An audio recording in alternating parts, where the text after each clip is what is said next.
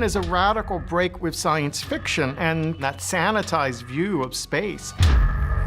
Hans Rudy Giger's images, they were sexual, mechanical, biological, and Ridley Scott was a gift from the gods. I find that most times when I go see a documentary about the making of a film, 9 out of 10 times, you're like, okay, I mean, it was okay, but ultimately it was just a little better than a bonus feature on a disc. Yeah.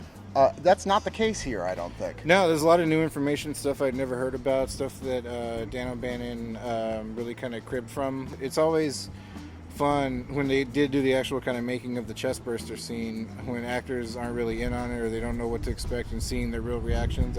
That's really cool. Well, I like how it got so into the nitty-gritty of how almost every detail of the iconicism of that film, where it actually came from. Like just the chestburster itself, like exactly is from like an old EC Comics comic book, like one single story in it where he's like, that, I want that. But it's really kind of about Dan O'Bannon more than anyone else, which I thought was great, because Scott didn't even come into the production until well into the production process. Originally it was going to be Walter Hill. So you see lots of really sort of infighting, especially when Dan O'Bannon, who wrote it, found H.R. Giger, who did, of course, the designs for which that movie never would have been a hit without. And the studio and Walter Hill were like, you're crazy, man. We can't put that stuff in a movie. That's insane. Yeah. That stuff was really fascinating. I didn't know about any of that. Yeah, I was also interested to learn about just kind of like different like philosophies, if you will, about cuddly aliens versus like really horrific aliens, and some people like prefer one over the other, and it just kind of blew all that out of the water. Right, what was it? E.T. E.T., and what's something else, like an evil alien movie opened on the same day, and E.T. won.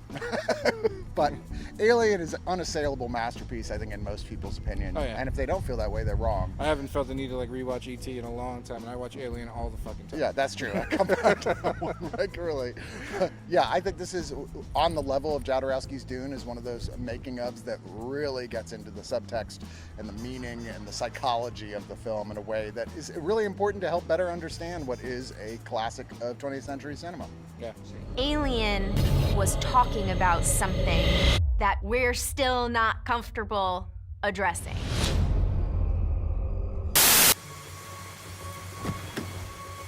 Someone out there?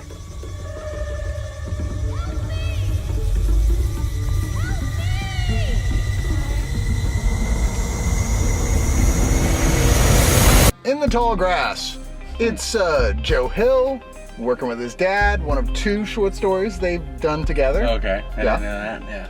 And I gotta admit, I'm a Stephen King sucker. You know, I mean, come on, I grew up on Stephen King. I know you did. Nope. No? Well, I've read books, but I'm not a fanatic. Netflix is putting this thing out. I love the basic concept of this thing, which is like, if you've ever driven out in like the Midwest or any place like in the middle of the country, where there is just like endless fields of tall things, tall grass, corn, whatever. There's something inherently creepy about it, right? Yeah. I mean, well, mine here, Children of the Corn already. Yeah, no, this felt like the apology for Children of the Corn. This movie has a lot of quality to it. Cast is great in it. Yeah. Like you said, the premise is good. And premise, I don't know how much you get in the plot. Like, people stop by tall grass, they hear a voice in it, they go in, wild shit happens. Yeah, like the stop pregnant girl, her brother. It's clear the father's out of the picture to some degree. They hear a little kid calling out for help. They go in there. They start finding that, like, almost immediately get separated. They start finding that, like, the rules of reality don't apply once you get into the tall grass, and there may be no escape. Yeah. It's timey-wimey, like with the whole, like, when you enter, it's like, I think its weakest point is not the mix-up of time, but the fact that it goes with a sort of like, well, there's lots of things that have happened, like just because someone you've seen die doesn't mean they've died, because there's endless parallel things. It's like a loop going on, yeah, and it's never very. I don't know if I think it's more the movie's strength that there's never really clear rules on that. It does get a little like anything goes after a while, but. It's better that they don't explain it away, because there's no explanation for it. It'd be stupid. Right off the bat, one thing I did enjoy a lot about this movie is it wastes no time. Oh no, it's credits immediate. In, they're stopping by the grass, they're going in, shit gets weird and weirder and weirder and weirder, and there is character development throughout the weirdness. Like the inciting incident is immediate. The moment the credits are gone, it's happening. I really enjoyed that. Yeah, there's no long build. The movie moves at a clip. It moves fast. And it's not like especially short. It's like an hour and 30, 40 minutes, something like that.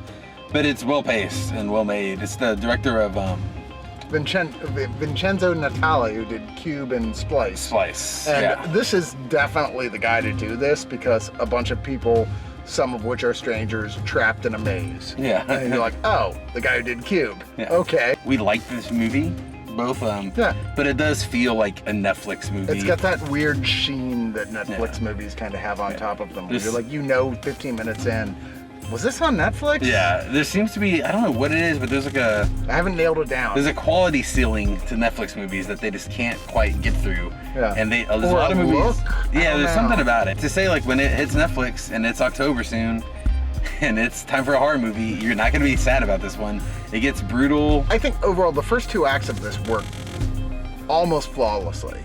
It's when it gets to the 3rd act and it's got to find its conclusion. I know you're like Stephen King or Stephen King's son having problems with endings, that it starts to feel a little wonky, a little sloppy. It is kind of repetitive to hear people like Becky, Trevor, Becky over and over again. But like honestly, it doesn't really seem to affect the movie until that 3rd act, where things do feel like we kind of done this already. I felt like they almost overextended themselves with the nature of the plot, because there's something so simple and beautiful about this big field of tall grass that eats people.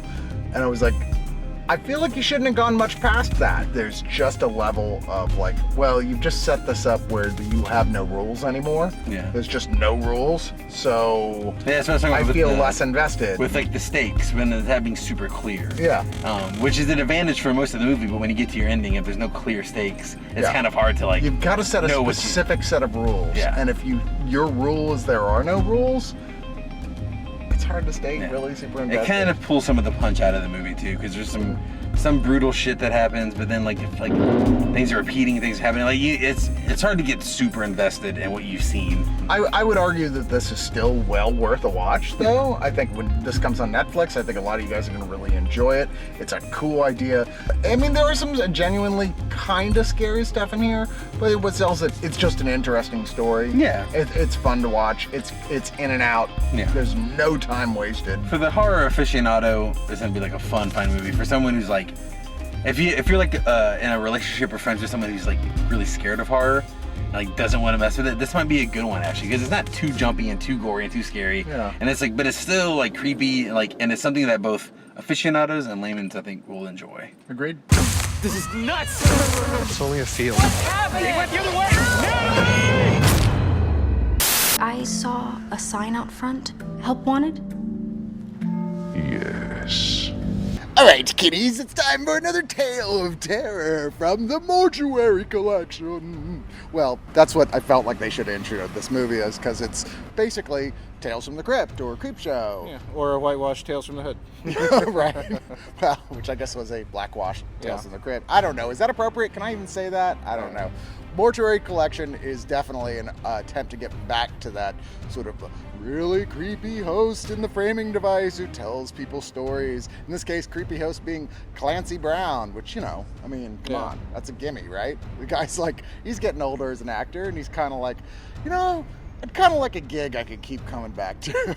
It kind of made me realize, like, it's sort of probably what Scary Stories to Tell in the Dark was missing. It was missing a character like Clancy Brown to really anchor the whole thing, because I think the characters anchoring that were a big problem, and this has such a really good anchor and good wraparound.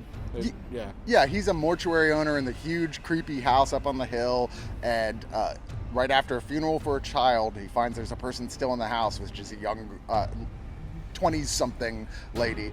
He's like, are you here for the morning? And she's like, no, there's a sign that said help wanted. And she's like, what's it with all the books? And he's like, each one of these is a tale. A horrible tale, a tragic tale of how the people who've come through this house died. She's like, oh, well, why don't you tell me some of them?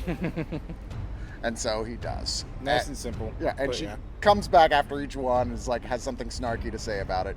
And the framing device actually is fun, because as it goes along, they do each one in a different room of the mortuary.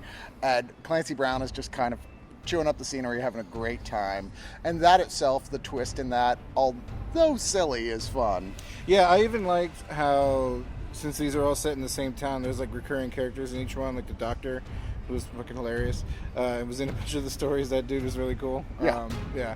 I like that aspect of it. Each one of them finds something slightly new and unexpected to do with stories that usually go exactly where you expect you're going to. And they find something, even if it goes where you're expecting, it finds a way to do it not exactly how you expected it to. The challenge with something like this is that it's not super original, and nothing here is going to like really blow your mind, but it's done in such a really good and fun way, it didn't really matter. Yeah, I think we both liked it, and I think is it going to be on Netflix?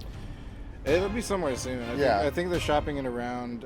It was explained to me the Babysitter Murders is actually a short from 5 years ago that they like inserted into this, and so there's the last sequence. The character is watching a movie called The Babysitter Murders, which is the short the filmmakers made beforehand. Which, I guess great way to extend your running time without any extra money. Yeah.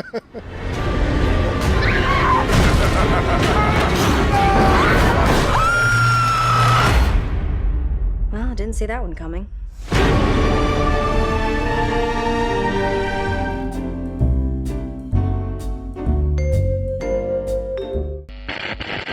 You're listening to the Oneofus.net podcast network.